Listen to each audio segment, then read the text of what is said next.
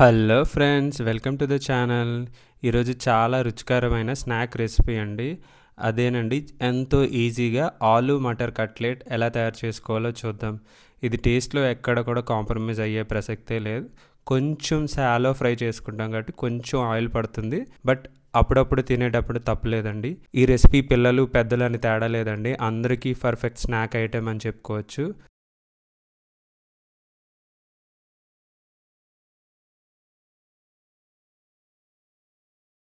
పచ్చిమిరపకాయలు, అల్లం తెల్లుల్లి పేస్ట్, గరం మసాలా, మిర్చి, కొత్తిమీర, అలానే తగినంత గోధుమ నూక, అలానే బియ్యం పిండిని యాడ్ చేసుకొని, నూనె, నీరు తగినంత యాడ్ చేసుకొని ఆలు కట్లెట్ని మనం చాలా ఈజీగా తయారు చేసుకోబోతున్నాం.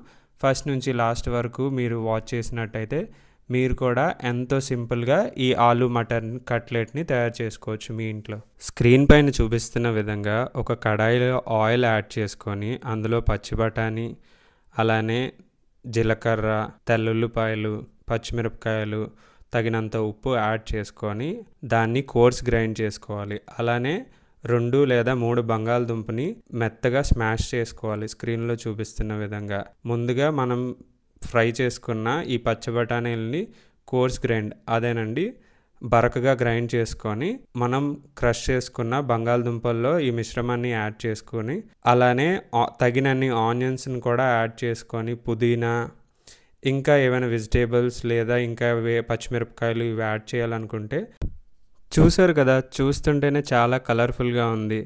ఇవన్నీ యాడ్ చేసుకున్న తర్వాత తగినంత ఉప్పు, అలానే శనగపిండి, బియ్యం పిండి, గోధుమ నూక, కావాలంటే క్రిస్పీనెస్ కోసం గోధుమ నూకను కూడా యాడ్ చేసుకొని, కారం, చాట్ మసాలా ఇవన్నీ యాడ్ చేసుకొని దగ్గరగా ముద్దలా తయారు చేసుకోవాలి మిశ్రమాన్ని. అప్పుడే మనకు కట్లెట్ షేప్ ఈజీగా వస్తుంది. ఆల్రెడీ మా ముద్ద కన్సిస్టెన్సీ కొంచెం వాటరీ అయిపోయింది, అందుకే ఈజీగా షేప్ అవుట్ అయిపోతుంది. మీరైతే మరికొంచెం దగ్గరగా టైట్గా కలుపుకున్నట్టయితే షేప్ ఈజీగా వస్తుంది.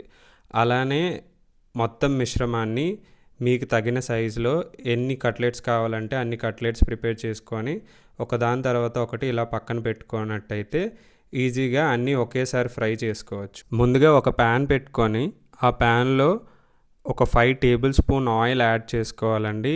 యాడ్ చేసుకున్న ఆయిల్లో బాగా వేడవుతున్నప్పుడు, అదేనండి బాగా కాగుతున్న సమయంలో ఒకదాని తర్వాత ఒక కట్లెట్ చూపిస్తున్న విధంగా యాడ్ చేసుకోండి. మరీ ఎక్కువగా కట్లెట్స్ యాడ్ చేయొద్దు. 3 లేదా 4 కట్లెట్స్ అయితే పర్ఫెక్ట్గా సరిపోతుంది. మీరు ఫ్లిప్ చేయడానికి కూడా ఈజీగా ఉంటుంది. 2 వైపులా సరిసమానంగా కాల్చుకోవాలి.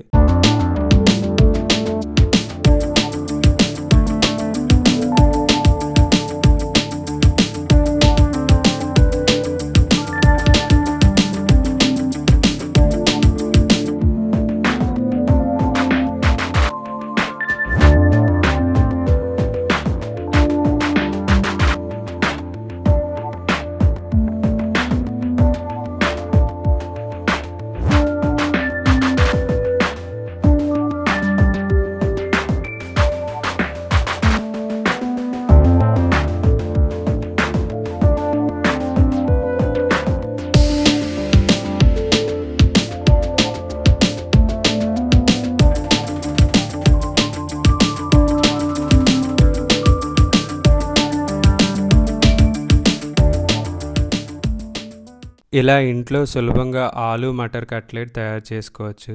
ఇది సాయంత్రం స్నాక్కి పర్ఫెక్ట్ డిష్ అని చెప్పుకోవాలి. ఈ వీడియో మీకు నచ్చినట్టయితే ఒక లైక్ చేయండి, కామెంట్ చేయండి. మీ ఫ్రెండ్స్ అండ్ ఫ్యామిలీ మెంబర్స్తో ఈ వీడియో షేర్ చేయడం మర్చిపోవద్దు.